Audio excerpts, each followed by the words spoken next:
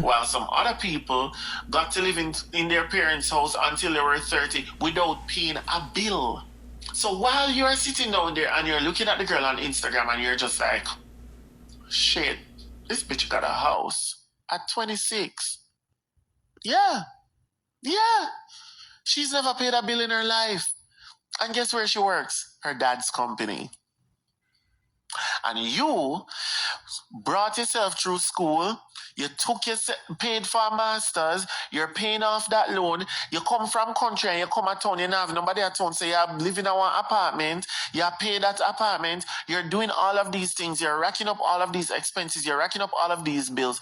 And you're holding yourself to the standard of somebody that is privileged. Oh. Finances are very personal. Oh, hold on. Stop it right there, so. Because me know where that I go. Me know exactly where that I go. And this is the problem we may have again. People nowadays, we put them shoulder to the wheel. We work hard. We're willing to give up them weekend. We're willing to work 6 days a week. We're willing to stop take vacation. We're willing to drive the old car them. We're willing to start a business. They are being blacklisted. Them are going to tell us, say, them people, kids, privilege. No, the kids are not privileged. The mother and father just decide, say, hey, listen, before me drive the GLE and put a roof over my head, before me go up on a vacation, me open a custodial account. Before me go book the hotel and buy the biggest steam fish and send the biggest barrel to Jamaica, me open a stock portfolio for them. Me open a fidelity account for them.